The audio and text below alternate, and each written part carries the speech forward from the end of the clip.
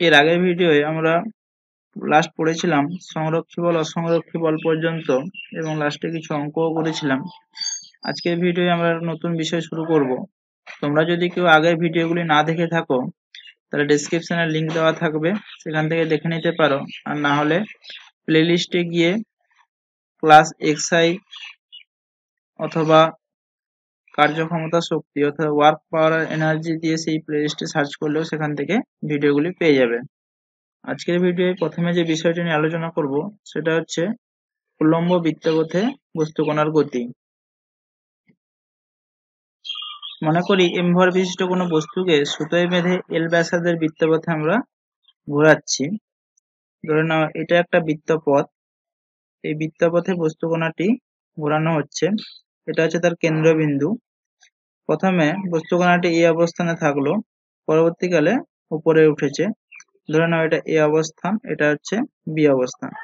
যখন সুতোয় বেঁধে বস্তুকণাকে ঘোরানো হয় তখন বস্তুটির সমদ্রুতিতে কিন্তু ঘোরে না, প্রতিটা বিন্দুতে বেগ চেঞ্জ হয় এবং সর্বোচ্চ বিন্দুতে বেগ ক্রমশ কমে যায় এবং সর্বনিম্ন বিন্দু অর্থাৎ বি তে বেগ বেশি হয়। তো সর্বোচ্চ বিন্দুতে বস্তুকণা ঘূর্ণনের জন্য অভিকেন্দ্র বল সরবরাহ করে কে? সেটা হচ্ছে বস্তুকণার টান, সেটা থাকবে নিচের দিকে এবং বস্তুকণার ওজন mg সেটাও নিচের দিকে। এবারে সর্বোচ্চ বিন্দুতে যদি বস্তুকণার বেগ আমরা v ধরি এবং সর্বনিম্ন বস্তুতে বস্তুকণার বেগ যদি আমরা u ধরি, তাহলে সর্বনিম্ন বিন্দুতে যখন আমরা টান বের করব বা অভিকেন্দ্র বল বার করব, সেটা তাহলে কিভাবে করব? তাহলে তখন এভাবে টান থাকবে এদিকে আর বস্তুকণা ওজন থাকবে নিচের দিকে। তাহলে এ বিন্দুতে T1 প্লাস mg যেটা, সেটা হচ্ছে প্রয়োজনীয় অভিকেন্দ্র বল সরবরাহ করবে অর্থাৎ m into V square by l. কারণ এই ব্যাসার্ধটা ধরা আছে কত? এল। এটা যদি ও বিন্দু ধরো, ও এ সমান ও বি সমান হচ্ছে এল, ও এ সমান ও বি সমান হচ্ছে এল।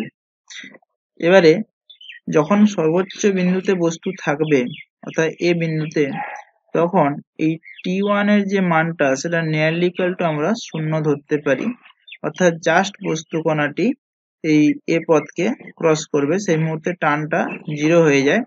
তাহলে আমরা এখান থেকে লিখতে পারি যে mg সেটা হচ্ছে mv স্কোয়ার বাই এল এর সাথে সমান। তাহলে mm কেটে গেলে v স্কোয়ার ইকুয়াল টু হবে gl, তাহলে v ইকুয়াল টু হবে রুট ওভার অফ gl। এটাকে আমরা সন্ধিবেগও বলি বা ক্রিটিক্যাল ভেলোসিটি। অর্থাৎ উল্লম্ব পথে বস্তুর ঘূর্ণনের জন্য সর্বোচ্চ বিন্দুতে ন্যূনতম যে বেগটা দরকার সেই বেগের মান হচ্ছে v equal to root over of gl। এবারে আমরা বার করব যে সর্বনিম্ন বিন্দুতে যেটা আছে সেই u এর মান কত। তার জন্য আমরা শক্তির সংরক্ষণ সূত্র লাগাবো। এই বিন্দুতে বস্তুর মোট যান্ত্রিক শক্তি সমান হচ্ছে বি বিন্দুতে বস্তুকণার বা বস্তুর মোট যান্ত্রিক শক্তি। এবারে দেখো, এটা যদি আমরা নির্দেশ তল ধরি,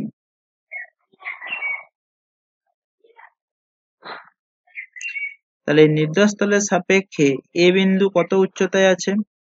যদি এল ব্যাসার্ধ হয় তাহলে এটা 2l উচ্চতায় আছে, তাই তো? তাহলে এ বিন্দুতে বস্তুর স্থিতিশক্তি যেটা, সেটা হচ্ছে কত? mg ইন্টু 2l প্লাস গতিশক্তি হাফ m, এই বিন্দুতে বস্তুকণার বেগ হচ্ছে v, এটা হয়ে যাবে হাফ m v স্কোয়ার সমান বি বিন্দুতে। তাহলে বি বিন্দুতে বস্তুকণার স্থিতিশক্তি কত হবে? 0, তার কারণ নির্দেশতল সেটাই ধরা আছে। আর গতিশক্তি হবে half m into u square, যেহেতু বি বিন্দুতে বস্তুকণার বেগ হচ্ছে u। এখান থেকে আমরা একটু সলভ করে নিই। তাহলে mg into 2l plus half m v স্কোয়ারের মান বেরিয়েছিল gl, তাহলে gl বসিয়ে দাও সমান half m into u square. সব সাইড থেকে mm কে উড়িয়ে দাও। এবারে লসাগু করো, লসাগু করলে হবে 4gl প্লাস gl বাই 2 সমান হচ্ছে ইউ স্কোয়ার বাই 2। বোথ সাইডে 2 2 কেটে দাও, তাহলে ইউ স্কোয়ার ইকুয়াল টু হয়ে গেল 5gl। তাহলে ইউ ইকুয়াল টু হয়ে যাবে √5gl। অর্থাৎ বস্তু কণাকে যদি উল্লম্ব বৃত্তপথে ঘোরাতে হয় তাহলে সর্বনিম্ন বিন্দুতে বেগটা √5gl এর সঙ্গে সমান হতে হবে, তবে বস্তু বৃত্তপথে ঘুরতে পারবে। এবার যদি বলে সর্বনিম্ন বিন্দুতে টান কত, তাহলে সর্বনিম্ন বিন্দুতে টান আমরা কত ধরেছিলাম t2। তাহলে এখানে t2 যেটা সেটা হচ্ছে mg এর থেকে অবশ্যই বেশি এবং এটাই প্রয়োজনীয় অভিকেন্দ্র বল সরবরাহ করছে, সমান mu স্কয়ার বাই l। তাহলে t2 ইকুয়াল টু হবে mg plus m into u square by l। এখন ইউ স্কয়ার এর মান হচ্ছে 5gl, তাহলে বসিয়ে দিলে এটা আসবে mg plus m by l into 5gl। তাহলে l কেটে গেলে এটা হয়ে যাচ্ছে কত 6mg। অর্থাৎ সর্বনিম্ন বিন্দুতে টান t2 সমান 6 গুণিতক বস্তুর ওজন।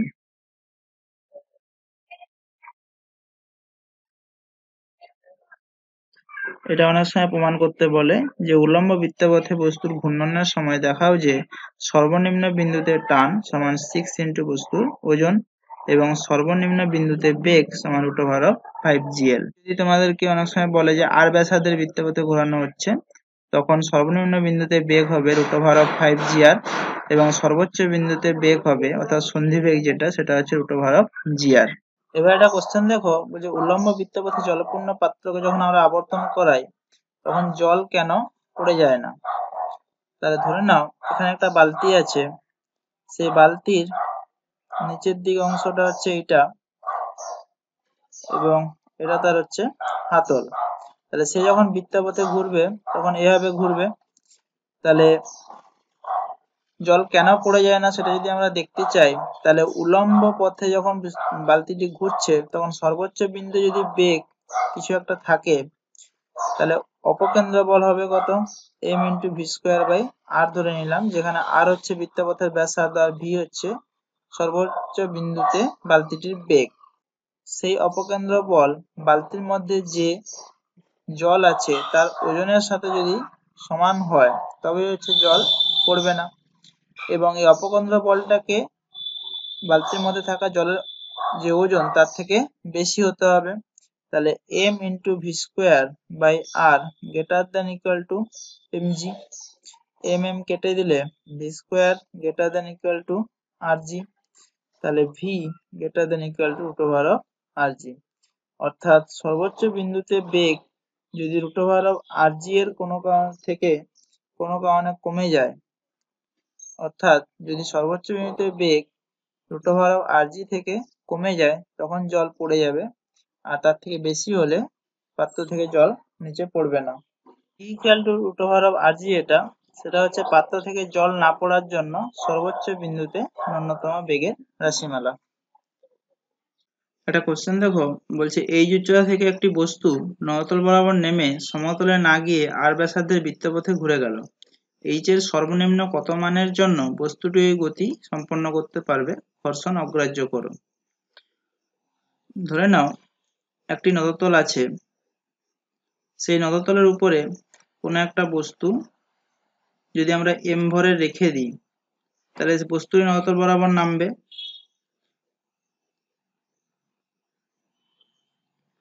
এবং এটা যদি a বিন্দু হয়, সে b বিন্দুতে যখন পৌঁছালো অর্থাৎ নততলের শেষ বিন্দুতে, তখন সে একটি বৃত্তপথে ঘুরে গেল।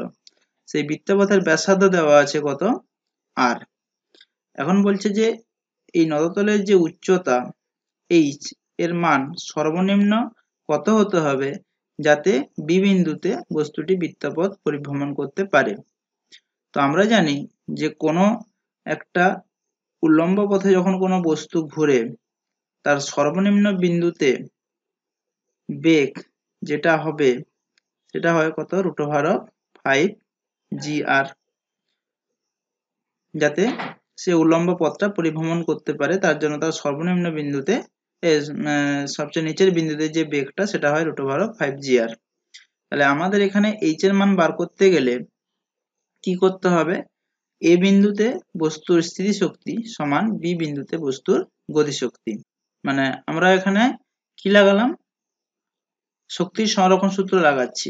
মানে এ বিন্দুতে স্থির শক্তি কেন ধরলাম, কারণ এ বিন্দুতে বস্তু কণাটি স্থির ছিল, শুধুমাত্র সেজন্য স্থির শক্তি থাকবে, কোনো গতিশক্তি থাকবে না। আর বি বিন্দুতে যখন বস্তু কণাটি পৌঁছাচ্ছে তখন তার গতিশক্তি থাকবে, কিন্তু কোনো স্থির শক্তি থাকবে না। তার কারণ এটা হচ্ছে কি নির্দেশ তল। তাহলে এ বিন্দুতে বস্তুর স্থির শক্তি কত, m ভরের বস্তু কণা হলে mgh, আর বি বিন্দুতে বস্তুর গতিশক্তি হবে হাফ m ইন্টু বি বিন্দুতে বেগ ধরে নাও কত v, তাহলে এটা হয়ে যাবে কত হাফ m v স্কোয়ার। এখন আমরা জানি যে সর্বনিম্ন পথে যে বেগটা হতে হবে সেটা √5gr হতে হবে, যাতে বস্তুটি উল্লম্ব বৃত্তাপথ পরিভ্রমণ করতে পারে। তাহলে এখান থেকে mm কেটে দাও, তাহলে gh সমান হবে half into V square, V স্কোয়ারের মান হয়ে যাবে কত 5gr। জি কেটে দাও বোথ সাইডে, তাহলে h ইকুয়াল টু হবে 5/2r, অর্থাৎ h এর মান 5/2r হলে বস্তুটি ওই উল্লম্ব বৃত্তপথ পরিভ্রমণ করতে পারবে। এটা হচ্ছে অ্যান্সার। এর পরের কোশ্চেনটা দেখো, বলছে আর ব্যাসার্ধের একটি মসৃণ গোলকের সর্বোচ্চ বিন্দু থেকে একটি বস্তু গড়িয়ে পড়তে শুরু করলো। বস্তুটি গোলকের কেন্দ্রে কত কোণ উৎপন্ন করলে সেটি গোলক থেকে বিচ্ছিন্ন হবে এবং ওই মুহূর্তে বস্তুর বেগ কত হবে। এই অঙ্কটা করতে গেলে প্রথমে একটা বৃত্ত আঁকো। সেই বৃত্তের উপস্থিত বিন্দু হচ্ছে ধরো এ, যেখানে m ভরে একটি বস্তু কণা রাখা আছে। এবার সে যখন এরকম অবস্থানে পৌঁছাবে, অর্থাৎ এটা যদি আমরা ধরে নিই বি বিন্দু, তখন ধরে নাও যে সেটি গোলক থেকে বিচ্ছিন্ন হবে এবং কেন্দ্রে উৎপন্ন কোণ করবে যেটা, সেটা হচ্ছে ধরে নিলাম থিটা। তাহলে বি বিন্দুতে যখন বস্তু কণাটি পৌঁছালো, এখনো বিচ্ছিন্ন হয়নি, জাস্ট বিচ্ছিন্ন হওয়ার আগের মুহূর্তে আছে, তখন তাহলে বস্তুটার ওজন নিচের দিকে কাজ করবে, সেটা কত mg। এই কোণটা থিটা হলে এই কোণটা হবে কত থিটা। তাহলে উপাংশ বিভাজন করলে এদিকে আসবে mg sin থিটা আর এদিকে আসবে mg cos থিটা। এবার বস্তু কণা যখনই এই বি বিন্দুতে আছে, মানে সংস্পর্শচ্যুত হয়নি গোলক থেকে, তখন লম্ব বল n এদিকে কাজ করবে। তাহলে এখন আমরা ইকুয়েশন যদি লিখি, তাহলে mg cos থিটা অবশ্যই বেশি কার থেকে, লম্ব বলের থেকে, সমান প্রয়োজনীয় অভিকেন্দ্র বল।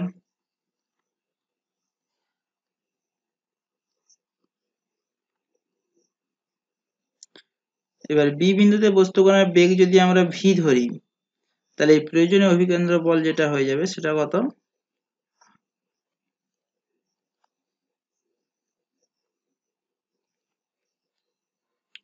m into V square by R. এবারে যখন সংস্পর্শচ্যুত হয়ে যাবে,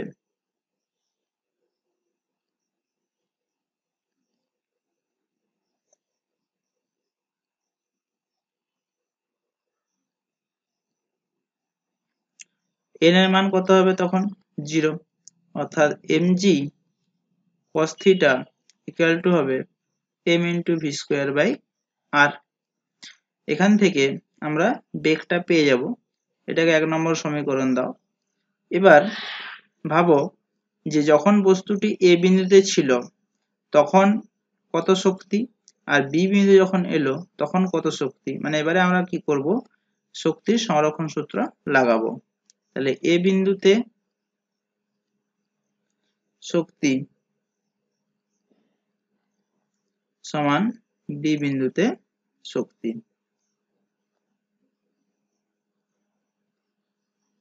এবার এ বিন্দুতে যখন বস্তু কণা আছে, এইটা যদি আমরা রেফারেন্স ফ্রেম হিসেবে ধরি, অর্থাৎ নির্দেশ তল, তাহলে এই নির্দেশ তল থেকে এ বিন্দুর উচ্চতা কত, যেহেতু এটা আর ব্যাসার্ধ বলে দিয়েছে তাহলে আর, তাহলে এ বিন্দুতে শুধুমাত্র স্থিতি শক্তি আছে, সেটা হয়ে যাবে কত mg r। সমান বি বিন্দুতে শক্তি, তাহলে বি বিন্দুতে গতিশক্তি half M into V square, যেহেতু বি বিন্দুতে বেগ আমরা কি ধরেছি ভি, প্লাস বি বিন্দুতে স্থিতি শক্তি। তাহলে বি বিন্দুতে যদি স্থিতি শক্তি বার করতে হয় তাহলে কি করব, এখানে একটা এরকম করে ড্র করে দাও। তাহলে আমাদের কাজ হচ্ছে যে নির্দেশ তল থেকে তাহলে কত উচ্চতায় আছে, মানে এইটুকু উচ্চতাটা বার করতে হবে। এই কেন্দ্র যদি ও ধরে নিই তাহলে, এবং এটাকে যদি আমরা ডি ধরে নিই তাহলে সি শক্তি হবে কত, এম জি ইন্টু ওডি। এবার আমাদের কাজ ওডি সমান কত হবে সেটা বার করা। এবারে আমরা জানি cos থিটা সমান কি হয়, ভূমি বাই অতিভুজ। তাহলে cos থিটা সমান যদি ভূমি বাই অতিভুজ হয় তাহলে ভূমি এখানে কত ওডি আর অতিভুজ কত আর, তাহলে ওডি সমান হলো কত আর cos থিটা, সেটা এখানে বসিয়ে দাও। তাহলে এটা হয়ে যাবে half M into V square plus M G R cos theta. এবার তাহলে হবে এম জি আর সমান half into M into V square plus M G cos থিটার মান বেরিয়েছে কত M V square by R, তো সেটা বসিয়ে দাও। তাহলে হয়ে যাবে এম ইন্টু ভি স্কোয়ার, কারণ এম জি cos থিটার মান M V square by R, আর আর কেটে গেছে সেই জন্য তাহলে হয়ে গেল কত এম ভি স্কোয়ার। নাহলে করে দিচ্ছি, তাহলে এম জি cos থিটার মান হচ্ছে m V square by r into কত থাকবে আর, তাহলে আর আর কেটে গেল, এটা হয়ে যাবে half m V square plus m V square সমান হলো কত 3/2 এম ভি স্কোয়ার। এখন বোথ সাইডে এম এম কেটে দাও, তাহলে জি আর সমান হচ্ছে 3/2 ইন্টু ভি স্কোয়ার, তাহলে ভি স্কোয়ার ইকুয়াল টু হবে 2 জি আর বাই 3, তাহলে ভি ইকুয়াল টু হবে root over of 2/3 g r. তাহলে এটা হলো কি বি বিন্দুতে বেগ, অর্থাৎ যখন সে সংস্পর্শচ্যুত হবে সেটার মান। এবার আমাদের বার করতে বলছে যে কেন্দ্রে কত কোণ উৎপন্ন করলে ওটা বিচ্ছিন্ন হবে, তাহলে থিটার মানটা আমাদের বার করতে হবে। তাহলে mg cos থিটা অর্থাৎ 1 নম্বর সমীকরণ থেকে সমান হচ্ছে m into V square, V স্কোয়ারের মান হচ্ছে 2 জি আর বাই 3 বাই কত আর, তাহলে এখান থেকে আর আর কেটে গেল, তাহলে এটা হয়ে গেল 2 জি এম বাই 3, বোথ সাইডে আবার এম এম কেটে দাও, জি জি কেটে দাও।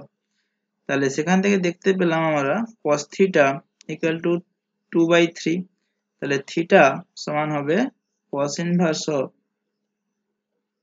2/3। এটা ক্যালকুলেটরে বসিয়ে দেখবে এটা ওই 48.2 ডিগ্রি মতন আসবে।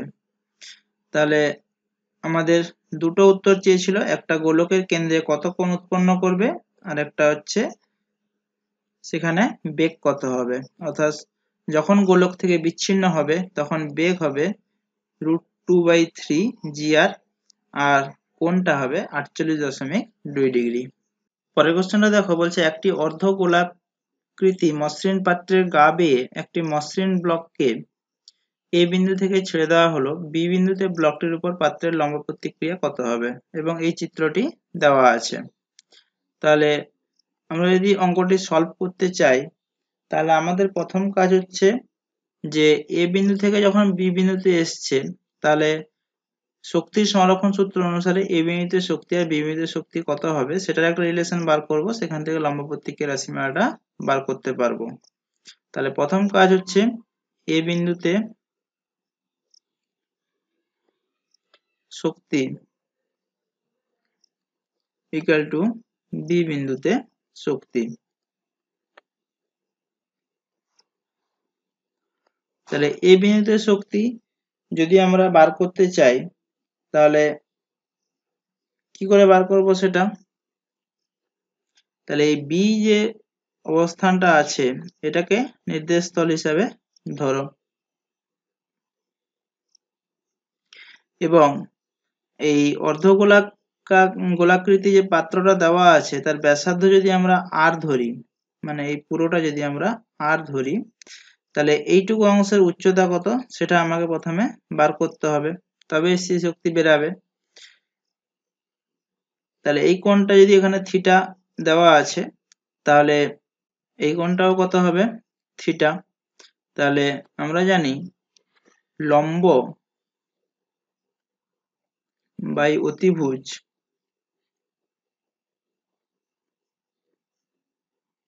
সমান কি? Sine theta. তাহলে লম্ব জানি না কতটা, লম্বটাই হচ্ছে এই উচ্চতাটা, সেটাকে ধরে নাও h।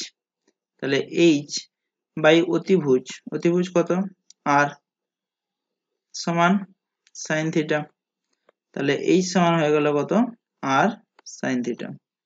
তাহলে a বিন্দুতে শক্তি যেটা হবে সেটা শুধুমাত্র স্থিতি শক্তি থাকবে, তাহলে সেটা হয়ে যাবে mgh অথবা mgr সাইন থিটা সমান, যখন b বিন্দুতে এলো, b বিন্দুতে স্থিতি শক্তি কত?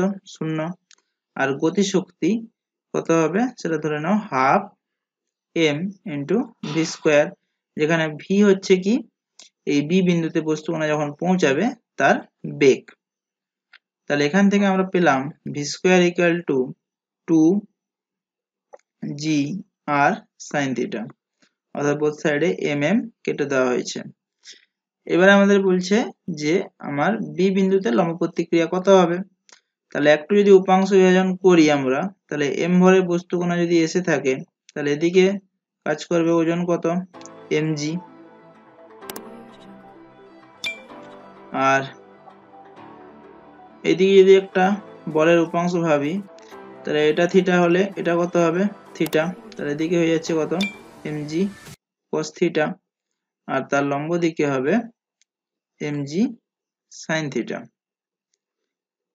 এখন লম্ব বল সবসময় তলের সাপেক্ষে লম্ব হবে, তাহলে সেটা ধরে নেওয়া কত? n। তাহলে বস্তুকণাটি সংস্পর্শ ত্যাগ করেনি, তাহলে অবশ্যই লম্ব বলটা বেশি আছে কার থেকে? mg sin থিটার থেকে। সেটাই হচ্ছে প্রয়োজনীয় অভিকেন্দ্র বল সরবরাহ করছে। তাহলে প্রয়োজনীয় অভিকেন্দ্র বল কত হবে? mv square by r।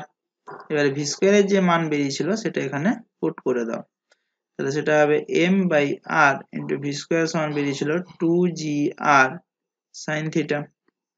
এখান থেকে আর আর কেটে গেল, সমান হয়ে গেল 2gm sin থিটা। তাহলে n সমান হচ্ছে 3mg sin থিটা। লম্ব প্রতিক্রিয়া যেটা হবে সেটা 3mg sin থিটার সঙ্গে সমান হবে। উপাংশ বিভাজন যদি বুঝতে না পারো, তাহলে আরেকবার আমি করে দিচ্ছি একটা অর্ধগোলক এঁকে। বস্তুকণাটি যখন এই বিন্দুতে এসেছিল তখন নিচের দিকে ওজন কত? mg। এবারে এই যে কোণটা দেওয়া ছিল, এই কোণটা দেওয়া ছিল কত? থিটা। তাহলে এদিকে যদি একটা রেখা টানি, সেই কোণটা হয়ে যাবে কত? থিটা। তাহলে mg এর এই থিটা বরাবর ঘোরালে সেটা হবে mg cos থিটা, আর তার লম্ব দিকে হবে mg sin থিটা। এবার যেহেতু বস্তুকণাটা এখানে ফিক্সড ছিল বা এখানে এসে পৌঁছেছে, তখন লম্ব প্রতিক্রিয়া সেই তলের সাপেক্ষে লম্ব। তাহলে বস্তুকণা যেহেতু এখানে তোমার হচ্ছে অর্ধগোলাকৃতি পাত্রের মধ্য দিয়ে জাস্ট গা বেয়ে আসছে, তাহলে বস্তুকণাটি তো বাইরে ছিটকে পড়ার কোনো সম্ভাবনা নেই, তাহলে অবশ্যই লম্ব প্রতিক্রিয়া বলটা বেশি আছে কার থেকে? mg sin থিটার থেকে। এবং সেটাই হচ্ছে কি প্রয়োজনীয় অভিকেন্দ্র বল সরবরাহ করছে। এবার বস্তুকণা যখন a থেকে b তে এলো, তো b বিন্দুতে বেগ যদি আমরা v ধরি, তাহলে এটা হয়ে যাবে কত? অভিকেন্দ্র বলের মান mv স্কয়ার বাই r। এখান থেকে সলভ করলে আমাদের এই অ্যান্সারটা আসছে। পরের কোশ্চেনটা দেখো, বলছে একটি বস্তু L দৈর্ঘ্যের ভরহীন সুতোর সাহায্যে ঝুলে আছে। বস্তুটিকে u অনুভূমিক বেগ দেওয়া হলো, যখন সুতোটি অনুভূমিক হয় তখন বেগের পরিবর্তনের মান কত হবে? অর্থাৎ যখন OA অবস্থায় ছিল, অর্থাৎ বস্তুকণাটি যখন A বিন্দুতে ছিল তখন একটা অনুভূমিক বেগ প্রদান করা হয়েছে u। সে যখন B বিন্দুতে পৌঁছালো তখন তাহলে তার বেগ কিছু একটা ধরে নেব, তাহলে সেই বেগের পরিবর্তনের মান কত হবে? তাহলে ধরে নিই B বিন্দুতে বেগ হচ্ছে v। এবারে এই এ বিন্দুটাকে যদি আমরা নির্দেশ তল হিসাবে ধরি, তাহলে বি বিন্দু পর্যন্ত বস্তুটির উচ্চতা কত হয়েছে? এল। তাহলে এ বিন্দুতে মোট শক্তি সমান বি বিন্দুতে মোট শক্তি। এ বিন্দুতে স্থির শক্তি কত? 0। গতিশক্তি কত? Half M U square.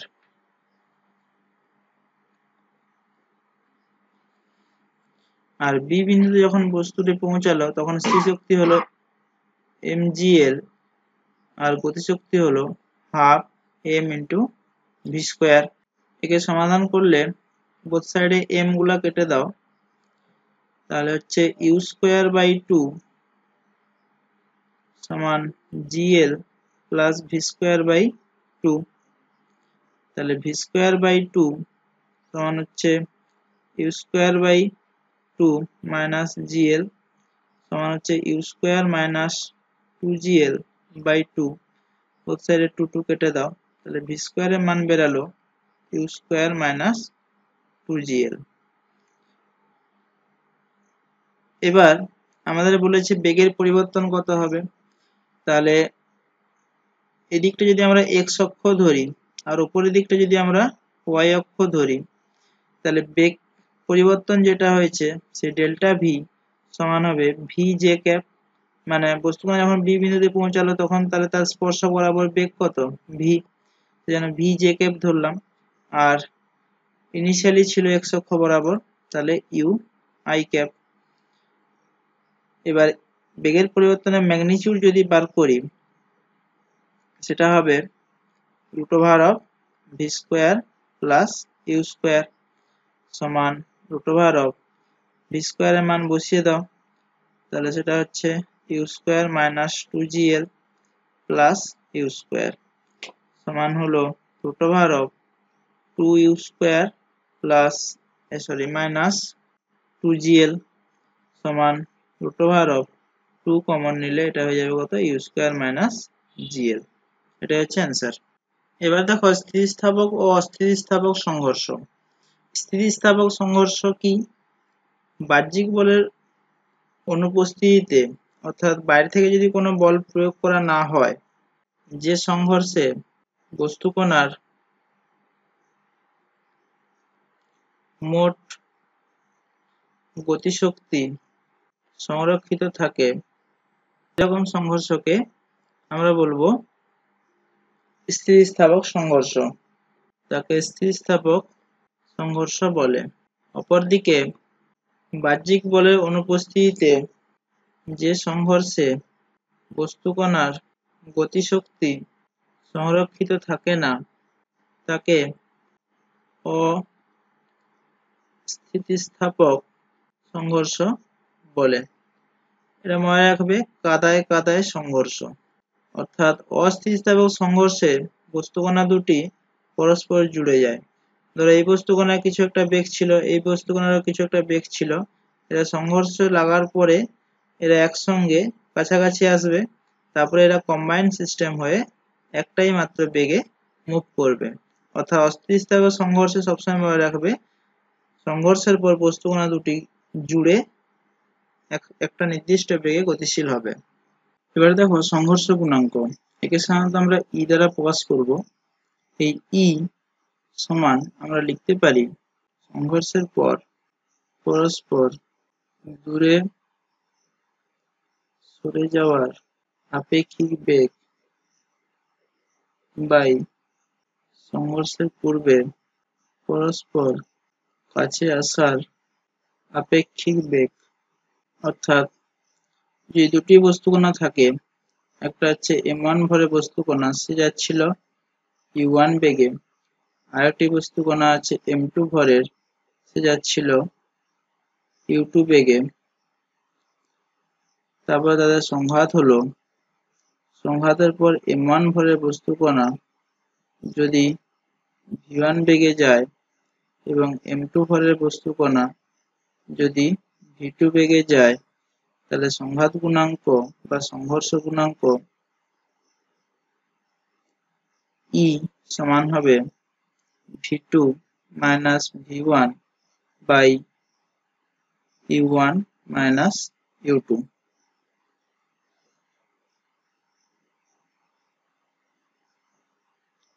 এবারে সংঘাত গুণাঙ্ক বা সংঘর্ষ গুণাঙ্কের বিভিন্ন মান আছে অস্থিতিস্থাপক সংঘর্ষের ক্ষেত্রে।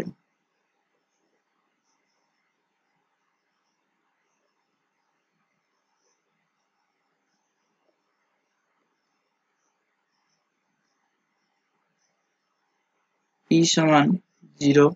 স্থিতিস্থাপক সংঘর্ষের ক্ষেত্রে E equal to 1 হবে, আর আংশিক স্থিতিস্থাপক সংঘর্ষের ক্ষেত্রে E এর মান 0 থেকে 1 এর মধ্যবর্তী, অর্থাৎ 0 less than E less than 1। এবার দেখো একমাত্রিক ক্ষেত্রে স্থিতিস্থাপক সংঘর্ষ, এক্ষেত্রে সংঘাত গুণাঙ্ক E এর মান 1 হয়। এবার ধরে নাও m1 ভরের বস্তু কণা যাচ্ছিল u1 বেগে, m2 ভরের বস্তু কণা যাচ্ছিল u2 বেগে। এরা পরস্পর সংঘাতে এলো। সংঘাতের পর m1 ভরের বস্তু কণা যদি v1 বেগ পায় এবং m2 ভরের বস্তু কণা যদি v2 বেগ পায়, তাহলে রৈখিক ভরবেগের সংরক্ষণ সূত্র অনুসারে সংঘাতের পূর্বে ভরবেগ সমান সংঘাতের পরে ভরবেগ, অর্থাৎ m1 u1 plus m2 u2 সমান m1 v1 plus m2 v2। এটা হচ্ছে 1 নম্বর সমীকরণ। এরপরে সংঘাত গুণাঙ্কের সংজ্ঞা অনুসারে E equal to হবে ধাক্কা মারার পর বা সংঘর্ষের পর পরস্পর দূরে সরে যাওয়ার আপেক্ষিক বেগ v2 minus v1 বাই সংঘাতের পূর্বে পরস্পর কাছে আসার আপেক্ষিক বেগ, অর্থাৎ u1 minus u2। এবারে এটা ইকুয়াল টু কত? 1। এখান থেকে আমরা পাবো v2 minus v1 সমান হচ্ছে u1 minus u2। এটা হচ্ছে 2 নম্বর সমীকরণ। আমাদের কাজ কি, যে ধাক্কা মারার পর বস্তু কণাগুলির বেগ কত হবে সেটা ফাইন্ড আউট করা, অর্থাৎ v1 ইকুয়াল টু কত আর v2 ইকুয়াল টু কত। সেটা বার করার জন্য 2 নম্বর এবং 1 নম্বর সমীকরণকে কম্বাইন করতে হবে, দিয়ে বার করা যাবে। যদি আমরা প্রথমে v1 এর মান বার করতে চাই, তাহলে 2 নম্বর সমীকরণ থেকে v2 এর মানটা 1 নম্বর সমীকরণে বসাতে হবে। তাহলে 2 নম্বর সমীকরণ থেকে v2 সমান কত? v1 plus u1 minus u2। সেটা 1 নম্বর সমীকরণে বসিয়ে দিলে দেখো কি আসবে, m1 u1 plus m2 u2 সমান m1 v1 plus m2 v2 জায়গায় বসিয়ে দাও v1 plus u1 minus u2। এটা সমান লিখলে হবে m1 v1 plus m2 v1 plus m2 u1 minus of m2 u2। একটু রিঅ্যারেঞ্জ করলে আমরা দেখব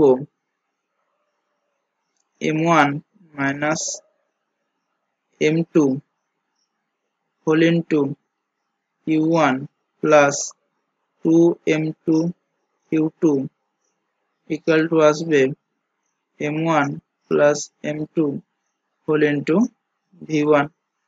অতএব v1 সমান হবে m1 minus m2 by m1 plus m2 whole into u1 plus 2m2 u2 by m1 plus m2।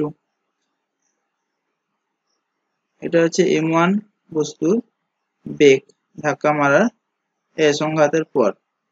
একই রকম ভাবে আমরা যদি v2 বার করতে চাই, তাহলে 2 নম্বর সমীকরণ থেকে v1 এর মান 1 নম্বর সমীকরণে বসিয়ে দাও। তাতে v2 ইকুয়াল টু যেটা আসবে তোমরা ক্যালকুলেশন করে নেবে, আমি লিখে দিচ্ছি। সেটা হবে m2 minus m1 by m1 plus m2 whole into u2 plus 2 into m1 into u1 by m1 plus m2 এটা আসবে। তাহলে এই যে দুটো সমীকরণ বেরালো, একটা হচ্ছে v1 আর একটা v2, এই দুটোকে আমাদের মনে রাখতে হবে অথবা ডেরিভেশন করে বার করতে হবে সব সময়। এবার এখান থেকে ভেরিয়াস কেস আলোচনা করা যায়। কেস 1, যখন m1 সমান m2 অর্থাৎ দুটি কণার ভর সমান, তাহলে এটা সমান আমরা ধরে নিতে পারি একটাই ভর m। তখন দেখো v1 equal to হবে 0, কারণ m1 minus m2 তাহলে দুটোই যদি একই ভরের হয় তাহলে 0 into u1 by 2m plus 2m into u2 by 2m, তাহলে 2m 2m কেটে দিলে v1 equal to বেরাবে u2, আবার v2 equal to কত বেরাবে সেটা দেখো, v2 equal to হবে 0 into u2 by 2m plus 2m into u1 by 2m, 2m 2m কেটে দিলে আমরা পাবো v2 equal to u1। অর্থাৎ বস্তুকণা দুটি যখন ভর সমান হবে তখন সংঘাতের পরে ওরা পরস্পর বেগ বিনিময় করে। 2 নম্বর কেস,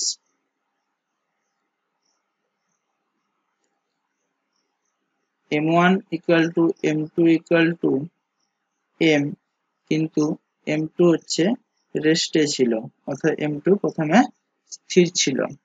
তাহলে m2 যদি স্থির থাকে তাহলে ওর বেগ u2 কত হবে 0। তাহলে v1 সমান 0 into u1 by 2m plus 2m into 0 by 2m, অর্থাৎ v1 equal to হয়ে গেল 0 আর v2 equal to হবে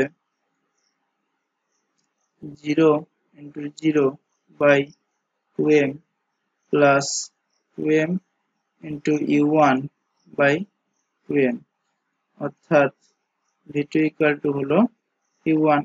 এখান থেকে আমরা বলতে পারি ধাক্কা মারার পর m1 ভরের বস্তু কণার বেগ শূন্য হয়ে যাবে এবং m2 ভরের বস্তু কণাটি m1 ভরের বস্তু কণার বেগ নিয়ে চলতে শুরু করবে। এরপরে দেখো কেস 3। কেস 3 তে বলছে দুটি কণার ভর অসমান এবং শুরুতে দ্বিতীয় কণাটি গতিহীন, অর্থাৎ m1 not equal to m2, কিন্তু u2 equal to দেওয়া আছে 0। তাহলে এই ক্ষেত্রে v1 সমান m1 minus m2 by m1 plus m2 into u1 plus 2m2 into u2 এর মান কত 0 by m1 plus m2। তাহলে এখান থেকে দেখতে পেলাম v1 equal to হবে m1 minus m2 by m1 plus m2 whole into u1। তাহলে একই রকম ভাবে আমাদের v2 এর মানও বার করতে হবে।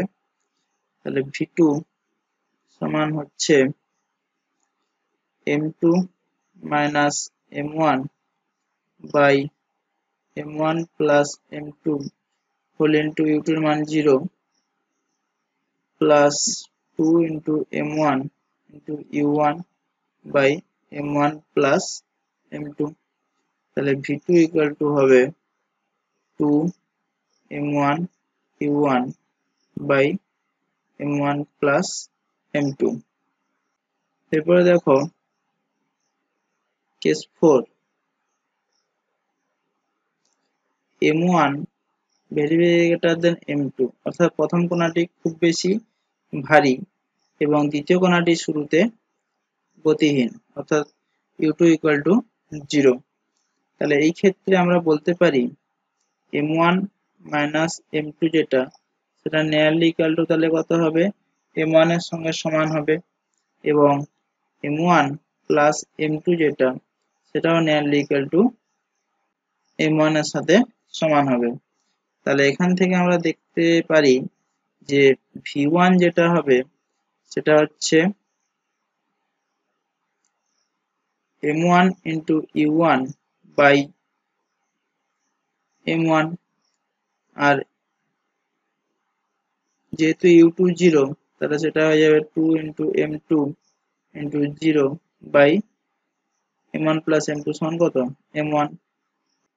তাহলে v2 equal to হবে minus of m1 by m1 into 0 plus 2 m1 into u1 by m1।